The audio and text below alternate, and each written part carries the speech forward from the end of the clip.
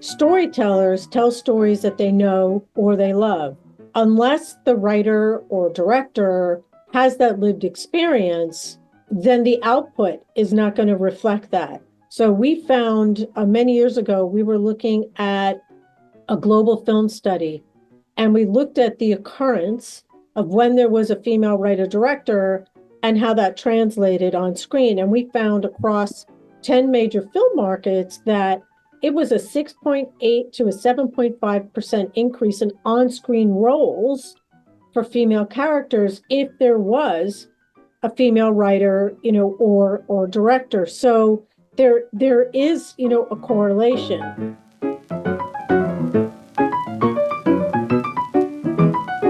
Hello, and welcome to Not Born Yesterday, a podcast dedicated to older adults and the challenges and joys of aging. I'm Miriam Goodman.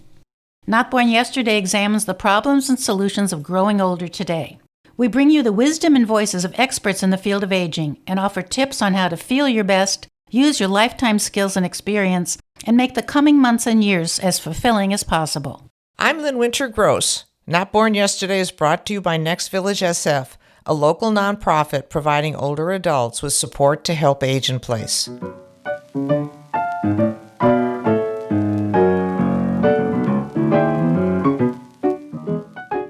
Today on Not Born Yesterday, we're talking about how older adults are treated in the media. In case you haven't noticed, aging is a hot topic these days, and academics, researchers, and marketers are talking about the need to combat ageism. So we decided to look at the film and TV industries and their part in excluding or misrepresenting older adults. Most older adults want to see themselves represented honestly on movie and television screens, and many feel the industry is not portraying us accurately. The media has the power to shape how we see ourselves. As our guest says, if they can see it, they can be it. That's what happened when young girls of all ages and ethnicities saw women astronauts and champion athletes. They saw them and said, I can do that.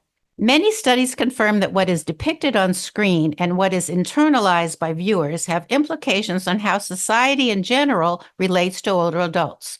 Older actors are rarely featured in diverse and dynamic roles, nor do we often see older actors being physically active or even having busy careers. So it's not surprising that negative stereotypes of older adults in the media lead to the misperception that seniors are irrelevant. One of the most talked about results of the recent research found that age stereotypes can impact one's health. Older adults who have negative perceptions of aging can have poor health and shorter lifespans. Our guest today is Madeline Di Nonno, President and CEO of the Geena Davis Institute, the only global organization working with the entertainment media to increase diverse representation on screen.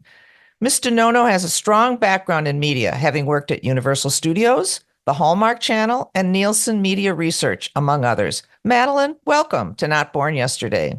Thank you. It's wonderful to be connected with you, and I'm so glad that we met at the Stanford Longevity Conference and that we're all together today. And happy Women's History Month.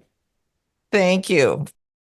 Tell us what prompted the creation of the Geena Davis Institute and what has your recent research discovered?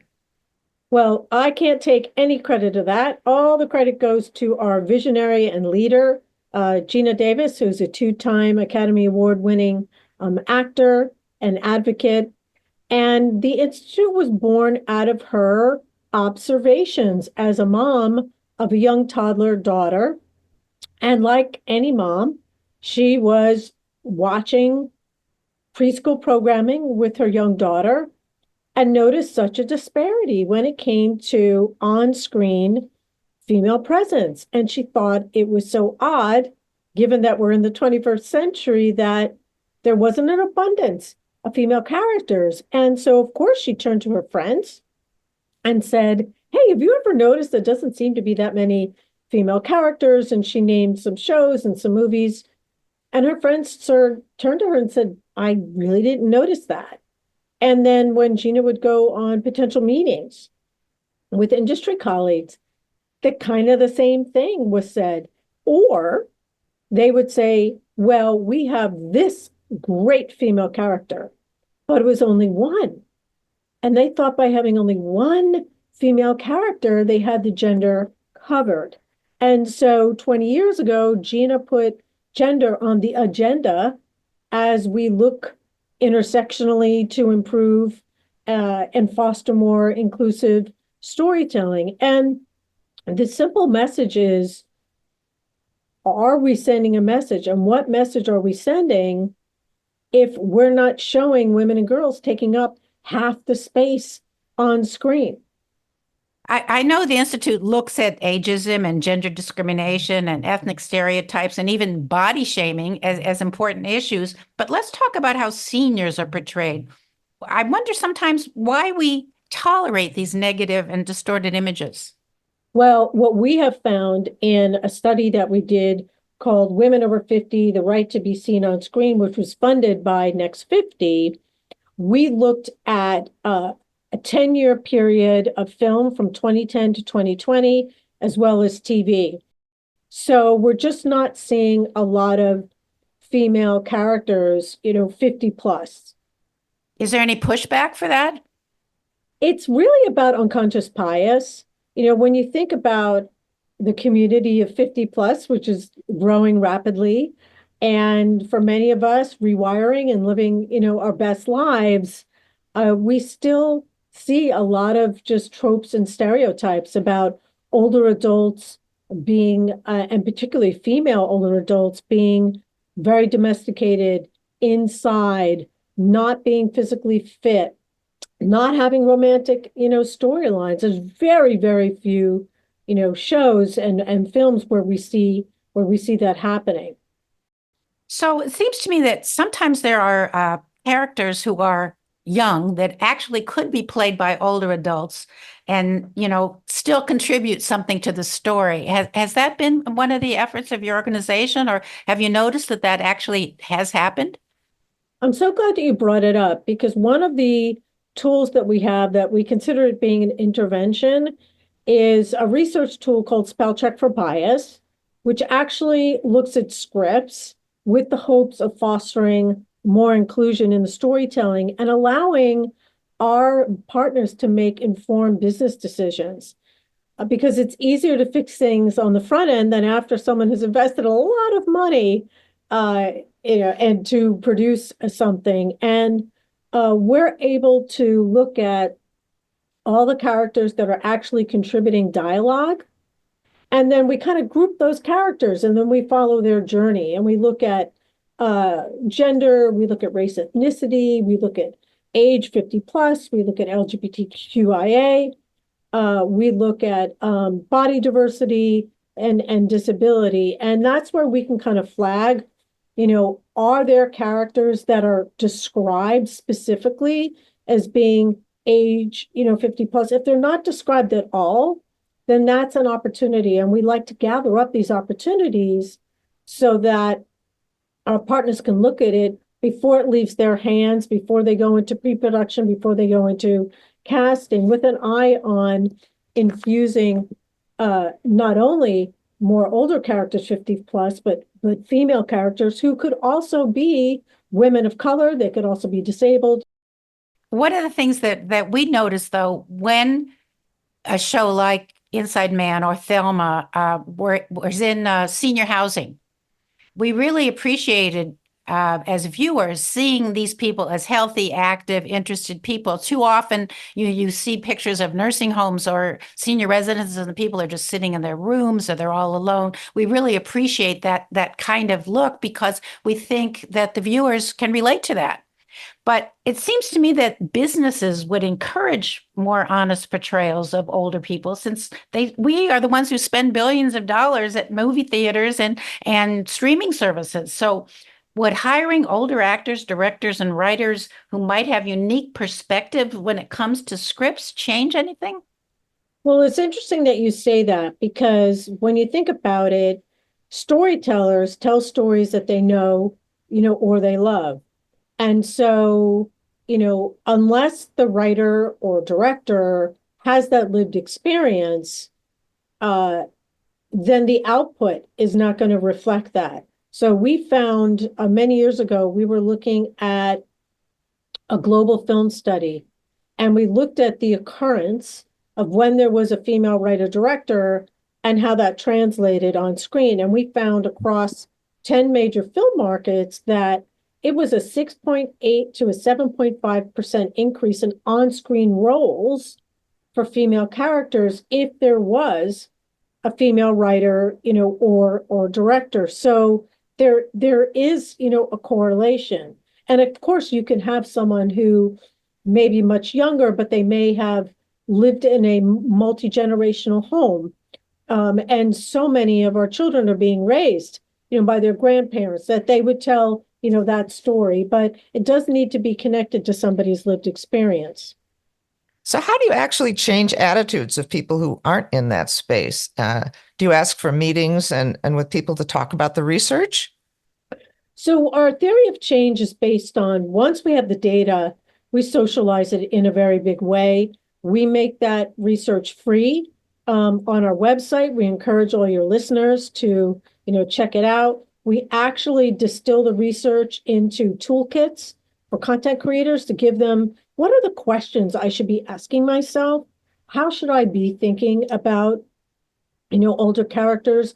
What are some of the tropes and stereotypes that I may want to avoid? And we make that all available. And then we literally take the research directly, to our partners and to all types of, whether it's streaming, whether it's broadcasting, whether it's feature film, creators, to socialize the data. And that takes, we can be presenting, for years, certain information. So I'm glad you mentioned that younger people might have an aspect different from the other creatives on the scene. My daughter works in advertising, and she said creatives are considered over the hill once they hit 40. They only want younger people who seem to be more in touch with the culture, I guess. And that's maybe why we get so many negative stereotypes of older people in commercials.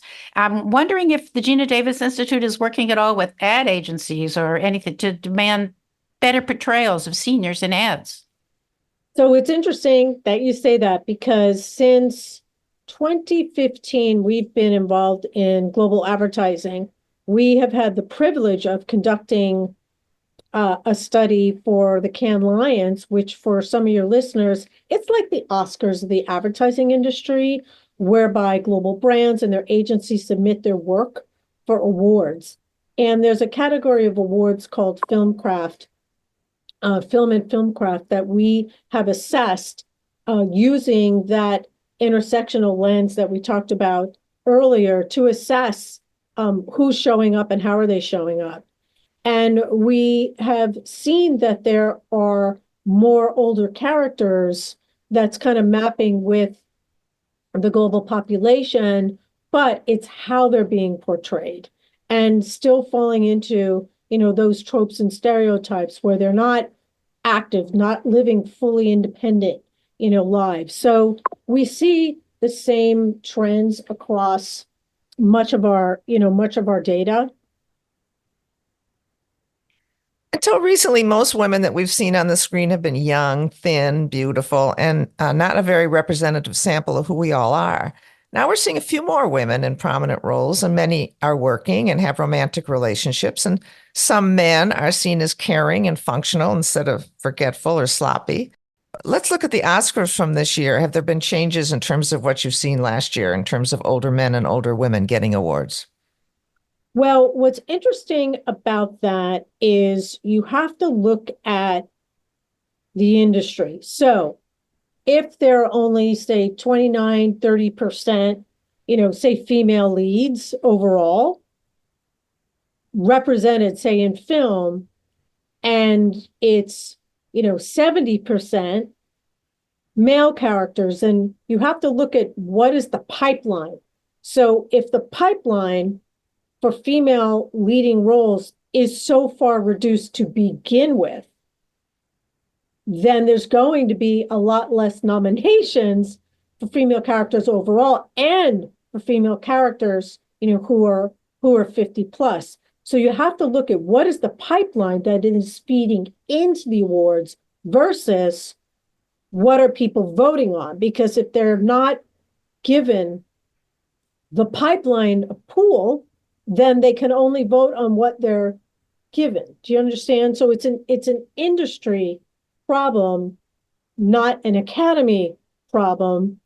So if there was, if 50% of the female leads in feature films were female and 50 plus, wouldn't that be fabulous? And you had that pool going into the awards season, we'd be having a very different conversation, I believe. So, if listeners today don't like the way they see older people portrayed in a movie, what, as ticket purchasers, can people do? Do they write to producers? Do they call screenwriters? Do they raise awareness among their own social groups, or do they protest with numbers? Is there any real action people can take? Well, I would say the power of the purse is great.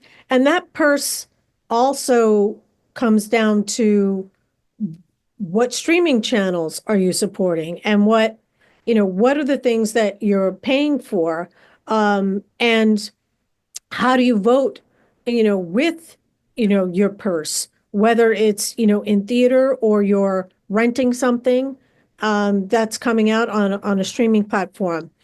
Social media it levels the playing field because all of the content creators pay very close attention to what people are saying, on social media. And you do have a voice, and you do have a way to get your voice, out there. And yes, there's a lot of older adults that may not be, on social media, and they may have grandchildren or children that are, or, the old fashioned letter writing is also a way, but, they do read these, comments. And I think also if they can speak as a community as well. I think that gets attention. So I do think people have a voice, but really being able to demonstrate what you invest in is definitely, the proof of the pudding's in the eating. And ultimately on the film side, they're going to look at, box office as one of the measures of success. Is there anything else you want to add that we've missed and we want our listeners to know about ageism in the media? Well, I would definitely encourage everyone to check out our studies. We have a few. We also have a study on caregiving. We have a study on motherhood, which I think would be very interesting and also relevant. And I would encourage people to follow us on social media at GeenaDavis.org. We also have a newsletter that's actually free that you could sign up for, which covers topics not only ours, but also looks at trends and insights and research. And we also have a wonderful on-demand library with decades worth of great panel discussions that people can watch. Thank you. Thank you so much, Madeline. Our guest today was Madeline Di Nonno, CEO of the Geena Davis Institute.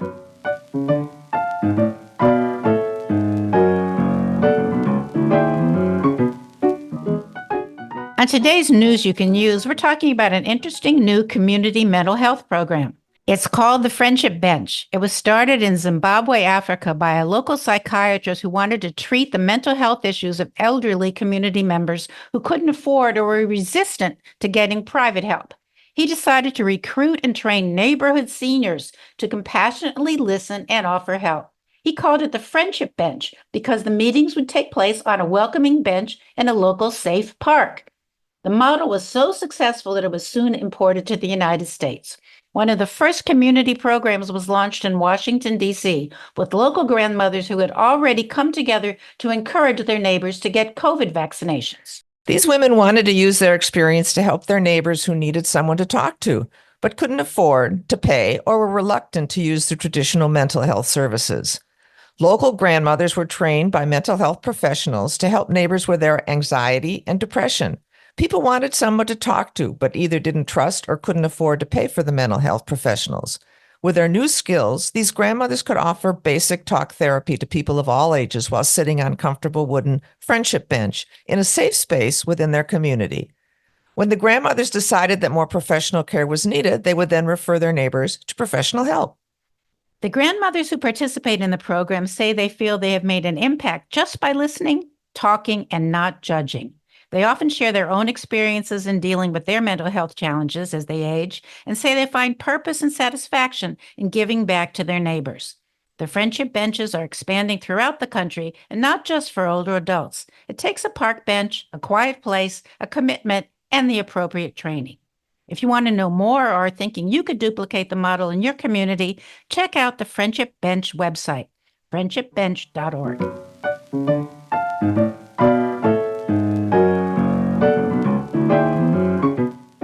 And that's our podcast for today. Our thanks to our guest, Madeline Di Nonno, president of the Geena Davis Institute. You can learn more about Next Village at their website, nextvillagesf.org. Our theme music is from Hook Sounds, and Jason Dahlstedt is our engineer. And we thank you for listening. We'd love to hear what you would like us to discover and discuss.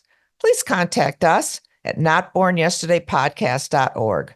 Follow us on Facebook and Instagram, and subscribe wherever you listen to podcasts. All of these are free and help us to know you better. Be well, stay strong, and remember, you weren't born yesterday. I'm Lynn Winter Gross. And I'm Miriam Goodman.